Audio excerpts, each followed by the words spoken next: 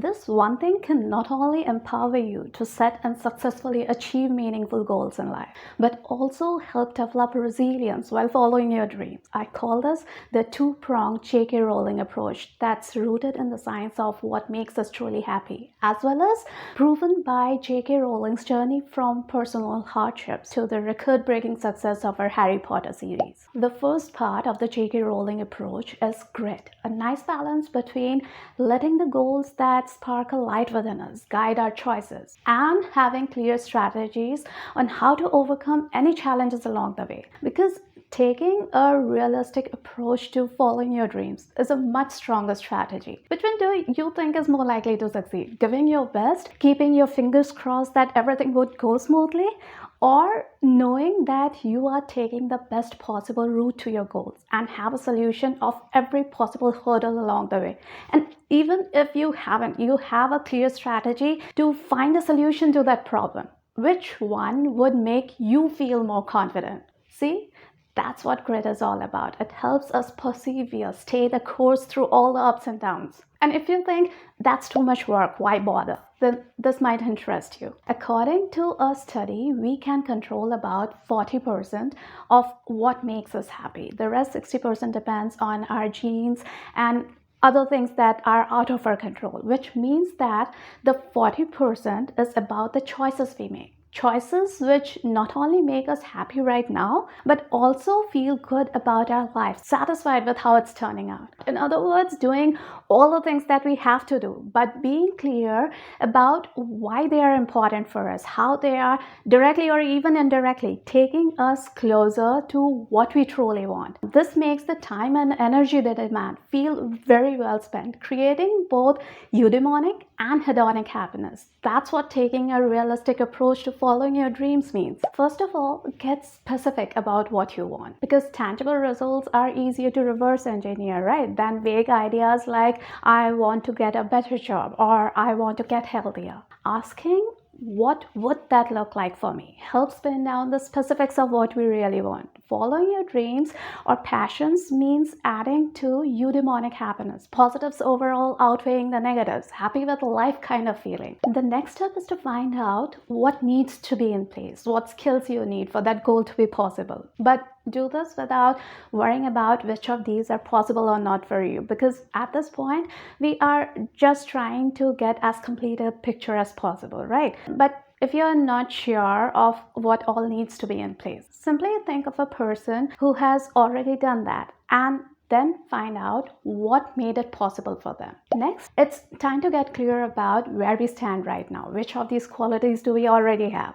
Then comes looking for the things under our control, a skill we can learn, something we can delegate or get help with. And for the things out of our control, finding out what can we do to influence them in our favor. Like if how someone reacts is going to be a problem. Now, how anyone reacts or what anyone thinks might really be out of our control. But what's within our control is making sure that we don't do anything that would make them react unfavorably, right? Knowing we have a plan for everything, knowing that we are on top of things and moving in the right direction, not only adds confidence, but also hedonic happiness, happy right now kind of feeling. Like, you know how JK Rowling, the famous creator of this Harry Potter series, she never gave up on her dream of becoming a writer, even though she was going through great personal loss and living on welfare, so facing many hardships. But though she kept working on her Harry Potter manuscript, she never lost sight of the practical side of things, like paying bills, or that there would probably be many rejections along the way. In fact, she was actually training to be a teacher when her work got finally accepted for a publication. And that clearly shows that she had her priorities right, keeping her focus on what she really wanted, but also taking care of her happiness in the now. Taking a practical approach not only minimizes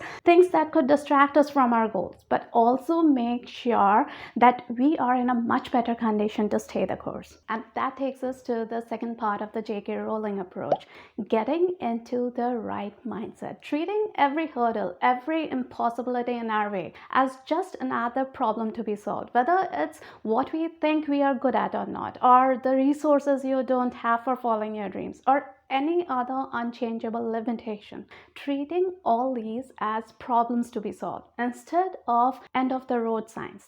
That is the attitude that makes us resilient. And I call this the JK Rowling approach because of the way she never let poverty or personal hardships or even repeated rejections make her give in. And that shows how keeping our focus on the right thing not only makes us more resilient, but also makes us feel more competent, which is actually one of our basic psychological needs. Sure, there can be things that definitely put a stop to the path we are taking. Technical difficulties, like having crossed the official age limit for something, or not being able to do anything about the physical requirements. Like, can you imagine having the dream of creating music while being deaf? The legendary musician Beethoven became clinically deaf later in life, but he taught himself how to hear with his body, held a pencil in his mouth, touching the piano to feel the musical notes so that he could keep expressing himself through music. You see, the key is to find what really makes us passionate about something. What are we expecting it will do for us? And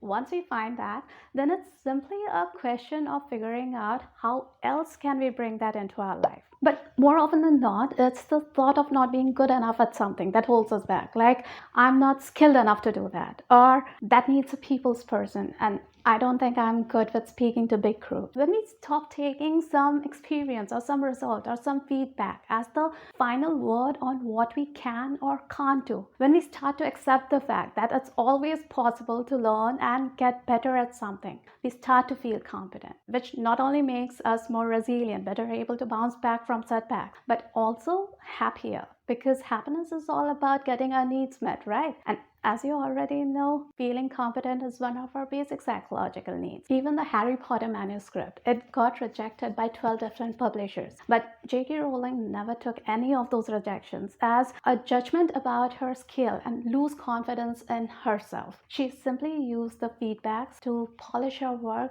even more, to the level that it became a worldwide success. So whenever a but or an only if holds you back from following your dreams, use the but technique. It will show you a way of how to move past that reason. Like, I'm not really good at this, but, and this works because of two things. First, the word but tends to negate anything that comes before it. Check it for yourself. Try it with something you are really happy about, and then complete the sentence with a but. Like, I did this better than everyone else, but you will see how quickly it dampens the mood. In the same way, when we do it for something pulling us back, the word but lessens its power. Cool, right? And the second reason it works is completing the sentence forces us to think back, think creatively to find occasions when this wasn't true. And even if it's in some other context, it offers proof that the idea holding us back has been proven to be wrong sometime in the past, or that we think there might be something that can be done about it. And that